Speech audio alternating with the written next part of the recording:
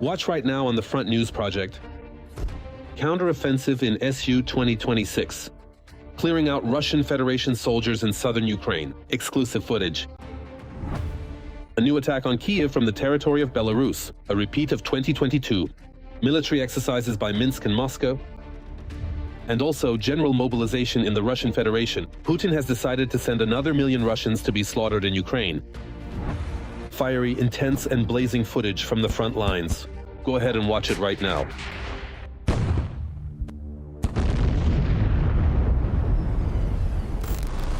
Greetings, this is Vladimir Timoshenko with you, and we're starting right away with the main topic. A successful counteroffensive by the Ukrainian armed forces is currently underway in southern Ukraine. The military leadership is in no hurry to share optimistic news, but good news for Ukrainians keeps coming from the front. All the details are in our report. The Ukrainian counteroffensive does not stop for a moment. That very Zaporizhzhia region continues to bring good news. In particular, this time it was the fighters of the main intelligence directorate of the Ministry of Defense of Ukraine who distinguished themselves. According to our intelligence officers, the fighters of the Artan unit recaptured key positions near Stepnohirsk in the Zaporizhzhia region. A series of successful offensive operations were carried out by the special forces of the main intelligence directorate. The effectiveness of the offensive actions near Stepnohirsk was due to the high level of coordination among the forces involved.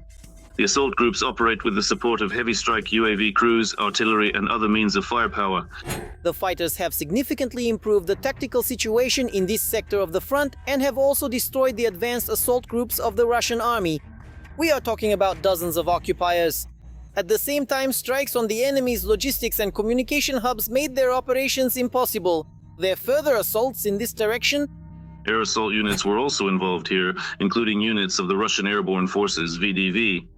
And today we see that thanks to the efforts of our assault units, our main intelligence directorate units, in particular the special unit Artan, they managed to neutralize these enemy advances, genuinely improve our tactical positions, and accordingly prevent the Russians from reaching the heights. Analysts note that these results are also due to the fact that the Russians have not been able to recover after being cut off from their Starlink terminals. Despite attempts to restore satellite communications, they have not been able to reach previous levels. They lack sufficient intelligence data. Operational command of frontline units has been disrupted, and the accuracy of their strikes has dropped significantly. Partly because of this, assault troops constantly run into Ukrainian armed forces ambushes. The tactic of infiltrating in small groups has failed. And not because the Ukrainian military used kamikaze drones in Piv, and certainly not because they encountered the enemy. With classic small arms fire, a ground-based robotic complex armed with a machine gun shot down the Russian occupiers. They didn't stand a chance. For security reasons, the exact location of this incident is not being disclosed. It is only known that the defenders of the 32nd Brigade of the Ukrainian Armed Forces were involved, and there will only be more such operations. It seems that Europe has decided to make a serious investment in offensive weapons for Ukraine. It is already known that France and Norway will finance the transfer of aviation munitions and surveillance systems to us, for a total amount of about $460 million. The weapons will be supplied from the warehouses of the French army, which will allow Ukraine to build on the success of its offensive in the coming months. This offensive is important not because of the amount of liberated land, but because the Ukrainian army is stabilizing the situation in the south and pushing Russian forces back. At the same time, analysts note that today's successes of the Ukrainian armed forces are, among other things, the result of the reform carried out in the defense forces. The transition to a core system has essentially allowed command decisions to be made on the ground rather than waiting for approval from the center. This also applies to decisions regarding strikes against the enemy, which has significantly reduced both the time needed to approve operations and increased the effectiveness of our attacks. Drones from the Ukrainian Special Operations Forces struck the area where the Bastion Missile Division is located in Crimea. This is a coastal missile system that was originally designed as an anti-ship weapon. However, its Onyx missiles are being used to strike Ukrainian cities and the ports of Odessa. Drones also struck an ammunition depot near the village of Nizhnaya Krinka and a logistics warehouse in the area of Velikaya Novoselka. All of this is in the Donetsk region. As for the Ukrainian counteroffensive itself, the command reports that it is already disrupting the Kremlin's plans for 2026. To support the retreating forces from Zaporizhzhia, Russia is transferring reserves that it had kept for the spring and summer of this year. However, the only result this brings is an increase in losses among the occupiers. It is obvious that the deadlines for the Zaporizhzhia front, for the offensive on the city of Zaporizhzhia, will not only be adjusted by the enemy today, but accordingly the enemy today will probably be forced to change its plans because it has been pushed back from the positions where it tried to entrench itself. The General Staff also notes that they report the situation from the front lines with a deliberate delay, so as not to disrupt the operations of the defense forces. And since the rhetoric of our military does not change, we can confidently say that the AFU has clearly advanced further than has been officially stated.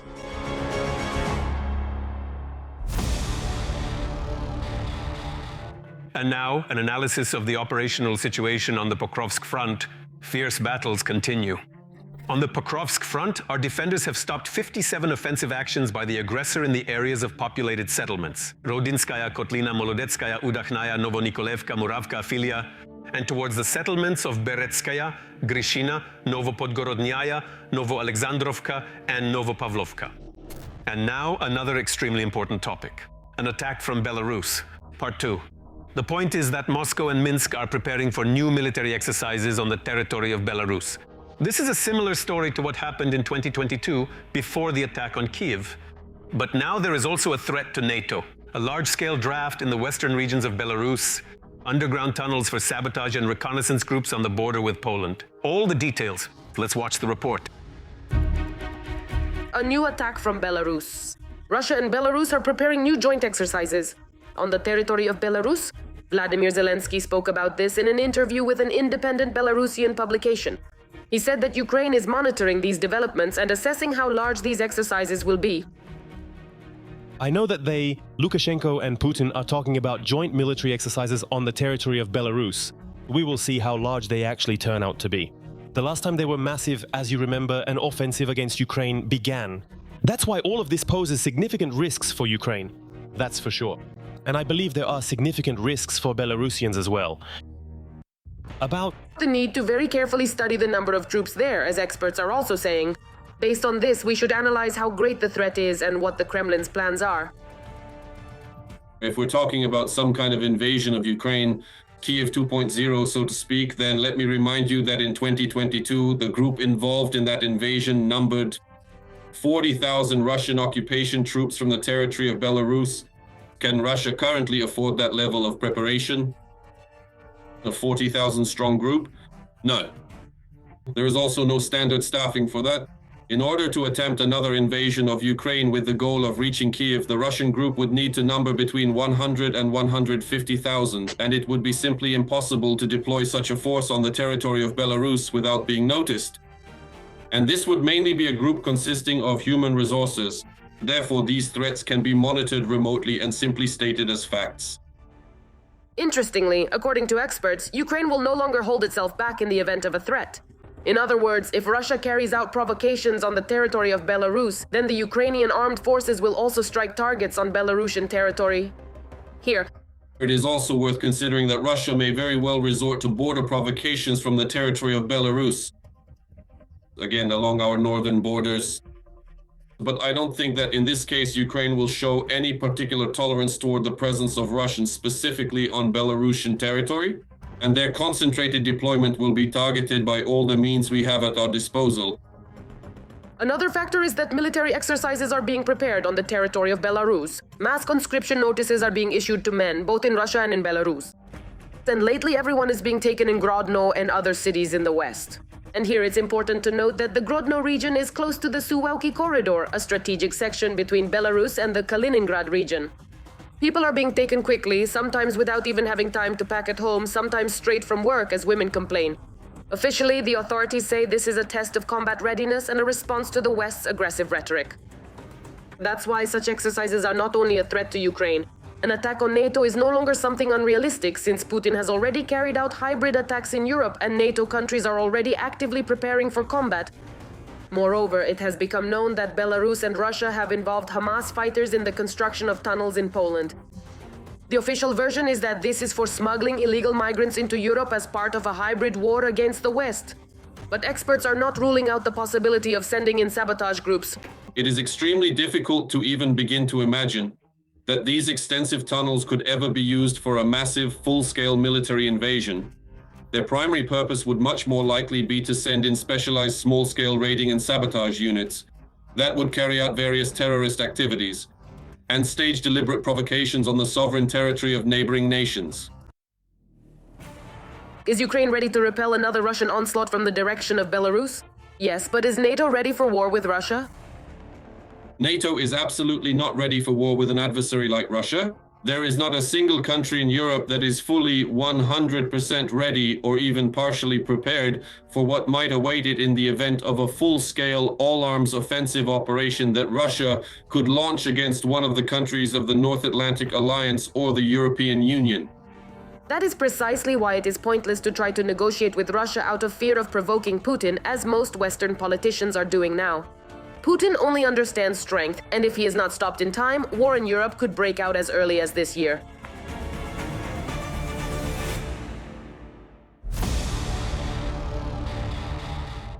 And now it's time to analyze the operational situation on the Constantinovka sector of the front. The enemy is becoming more ferocious here as well. On the Konstantinovka direction, the aggressor carried out 18 attacks toward the settlements of Konstantinovka, Ivanopole, Ilinovka, Berestok, Rusin Yar, Stepanovka, Novopavlovka, and Sofievka.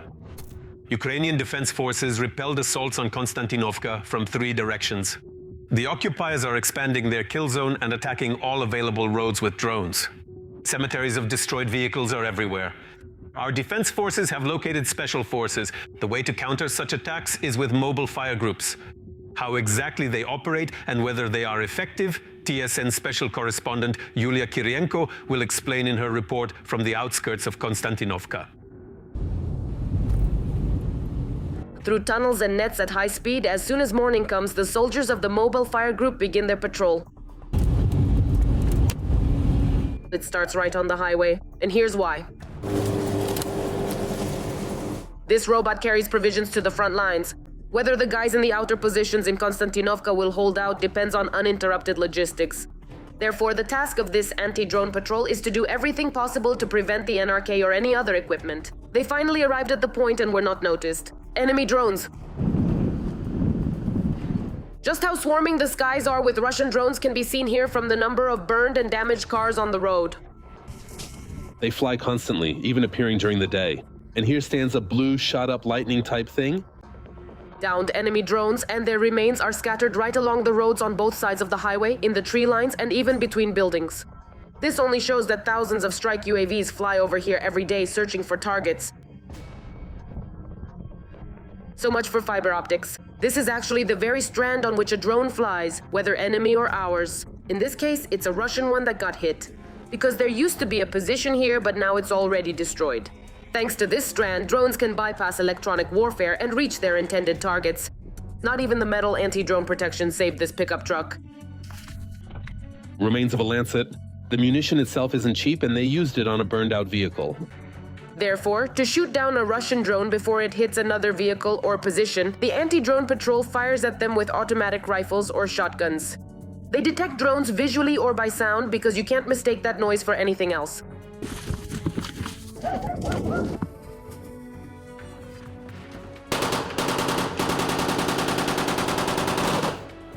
The flight of the attack drone forces us to seek cover while the fighters of the 92nd Brigade Kholodny Yar get ready to hunt. From several automatic rifles near us and at the neighboring position, they try to shoot down the Russian FPV drone. But it still manages to dodge the bullets and soars off into the distance. The Kholodny Yar fighters quickly reload their weapons. And then the drone comes around for a second pass. Did you shoot it down? I'm asking, did you shoot it down?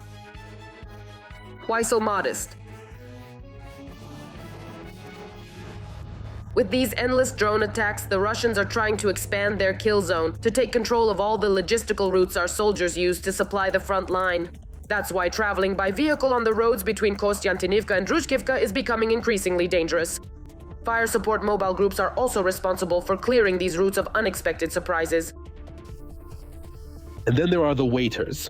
They constantly lie in wait, watching for our vehicles, for rotations for our guys. Our Mavics also fly and scout, but you can't see everything. And besides drones, there are now also improvised explosive devices. They are dropped from drones in exactly the same way. So you have to walk and inspect sections of the road for their presence. Russian drones hunt for Ukrainian equipment and soldiers during their rotation at positions, and in response, mobile fire groups hunt for enemy drones. The main losses are vehicles and people. It's precisely because of Russian strike UAVs, says Marpik. We met this warrior 2 years ago when he was working on an anti-aircraft gun. Now he has retrained as a drone hunter. Because for now, this method of counteraction is quite simple and effective, since Marpek has even managed to save his comrades. At that moment, when there was practically no chance, Left. 2 were on the quad bike and in the trailer. They were probably heading for rotation. They didn't see or hear any shooting. Nothing, because they were riding the quad bike and it makes a lot of noise on its own, and they jumped off when it was already going in for the strike. But they jumped off right next to it. What saved us? That it was on fiber optic cable. We managed to run up, cut the cable itself, and it didn't hit.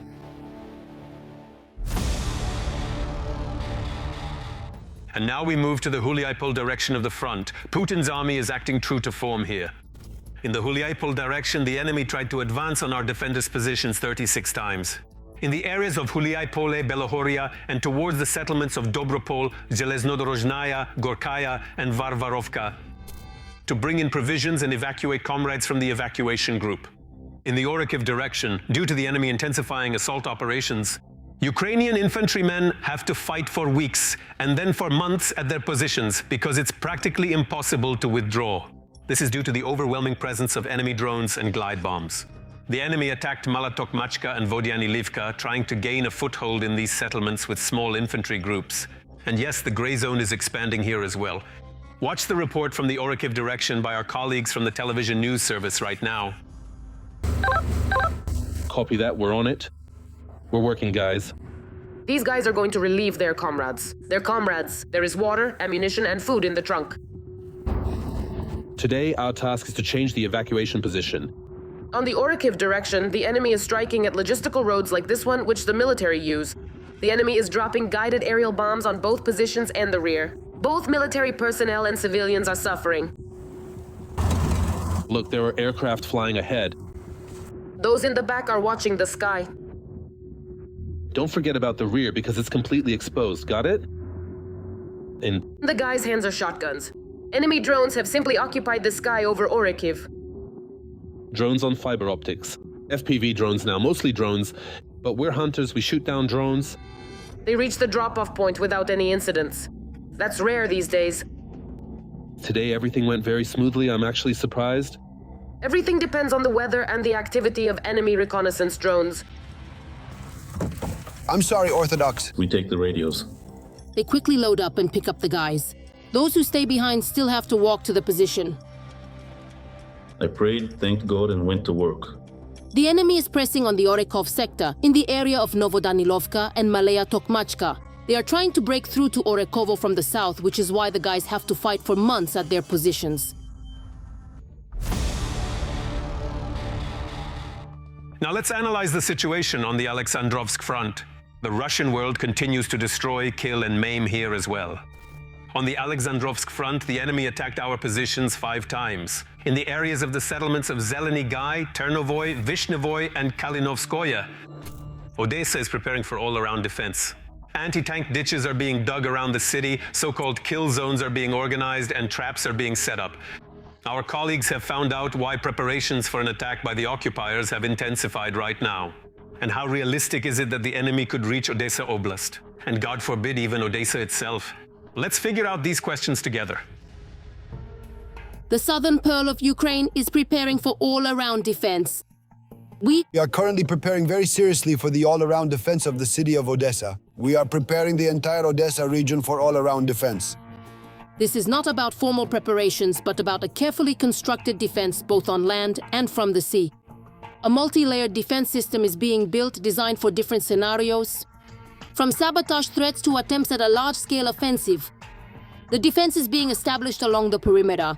Anti-tank ditches, engineering barriers, low-visibility obstacles, and so-called kill zones are being created.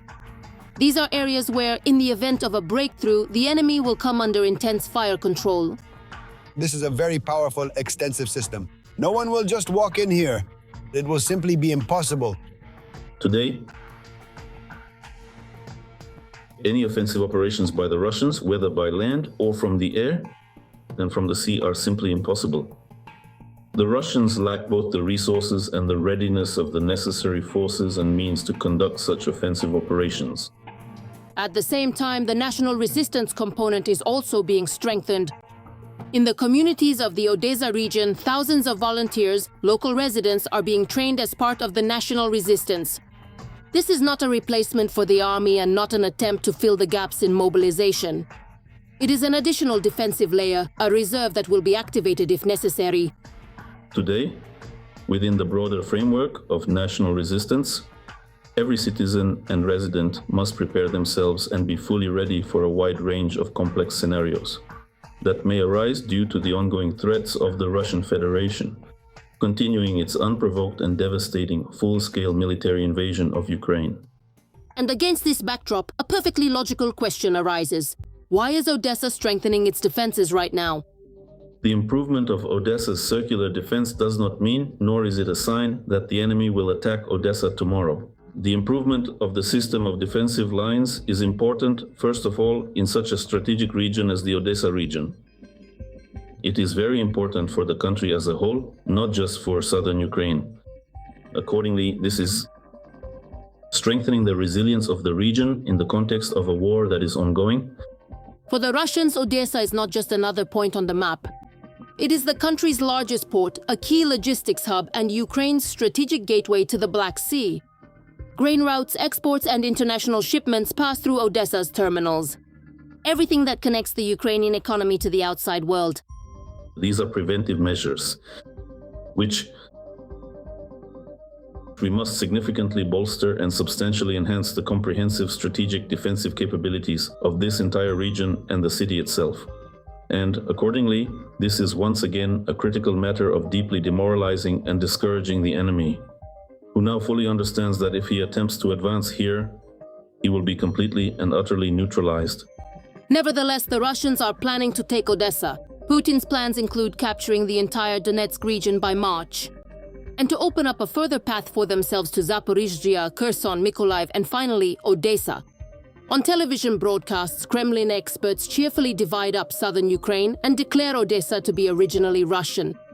Despite their supposed willingness to hold peace talks, Moscow's real position does not change. What does Ukraine have to do with this? It has absolutely nothing to do with it at all. Neither Crimea nor the Black Sea. Odessa is a Russian city. If you look at the population of Odessa, even at the end of the 19th century, the overwhelming majority were Russians then. About a third of the population were Jews, and there were a lot of Greeks. And you know who wasn't there? Ukraine had absolutely nothing to do with Odessa. There was no Ukraine anywhere near it. Odessa is a Russian city. In my passport, it says Ukrainian Soviet Socialist Republic.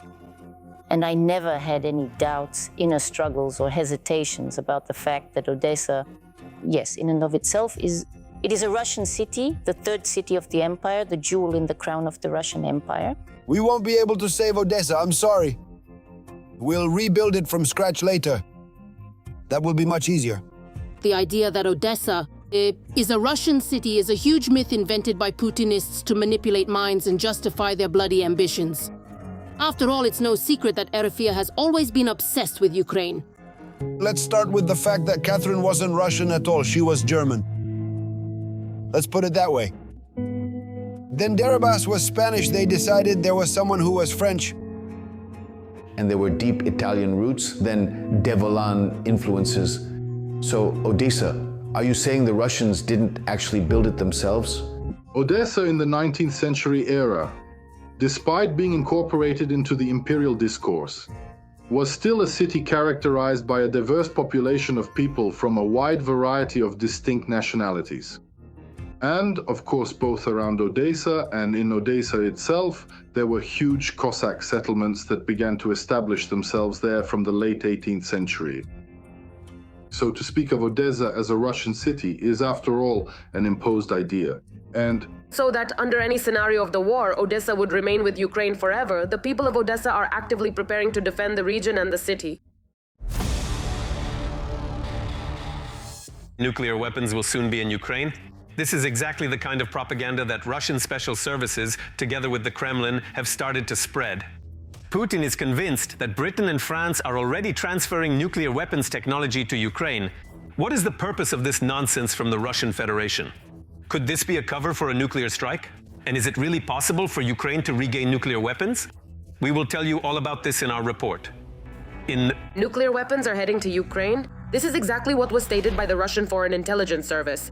Britain and France are preparing to arm Kiev with a nuclear bomb, according to the SVR of the Russian Federation. The British and French want to disguise the transfer of nuclear weapons to Kyiv as if Ukraine is developing them itself. Naturally, this is fake information invented by Russia itself. Both France and Britain have already denied this information. This is a blatant attempt by Vladimir Putin to distract attention from his monstrous actions in Ukraine. There is not a shred of truth in this. You probably saw the Prime Minister's words this morning, in which he paid tribute to the incredible resilience of the Ukrainians. We will continue our efforts to ensure a just and lasting peace. By the way, China has also stated that it has no relevant information about this. The dictator has also joined in on this fake story. Putin, in order to further spread this among the masses, even came out of his bunker to make a comment. At this point in time, the media is already actively reporting on probably their deliberate attempts or intentions to even use a specific type of nuclear component. They understand probably how this could end. Right now, at this very moment, our detailed operational information is also being actively reported in today's mainstream media. Today, as we speak, it should be it's already out. I haven't had time to look at anything, but it's about a possible explosion of our gas systems on the bottom of the Black Sea. History has already shown us, if Putin accuses Ukraine of something, it means he himself is planning to do it. That's how it was before with chemical weapons. At first, he assured the whole world what was it? That Ukraine was planning to use chemical weapons against Russia, and a few days later, Russian soldiers attacked the Ukrainian armed forces with such weapons. To this day, the rhetoric hasn't changed, and Russia may stage a nuclear provocation. All of Putin's inner circle is already threatening Kyiv with a nuclear strike and the world with nuclear war. For example, Medvedev. And France is going to transfer nuclear technologies to Ukraine. We understand very well what this could lead to. This is a direct path to world war, and we have repeatedly stated the consequences of such steps. All of this is well known, yet such games are still taking place. To show panic and decisive action, the Federation Council urged the UN Security Council and IAEA to investigate the alleged British and French transfer of nuclear technology to Kyiv. But, as experts say, this is quite a real tactic for the negotiation process. But in reality, in fact, as is most likely the reason behind such rhetoric, a nuclear rhetoric, especially against the backdrop of the expiration and non-renewal of the New START Treaty, which ended on February 5th, the point is that the Russian Federation now wants to drag out the negotiation process and is not inclined toward what the United States is currently insisting on at Ukraine's initiative. Undoubtedly, this is a meeting at the leader level. Because we can see that the political subgroup, essentially, is maintaining the status quo. As we can see, Putin doesn't like the idea of meeting with Zelensky at all. Moreover, it is not advantageous. For the dictator, he would be forced to fulfill agreements, and that is not in his sphere of interests. That is why he is now doing everything to have an advantage at the negotiating table and to delay the negotiation process itself. The Russians have always done this. When they don't want something, they invent an external factor. Just recently, this was a mythology. It was as if the Russians were shelled at the residence in Valdai. In short, Russia uses such methods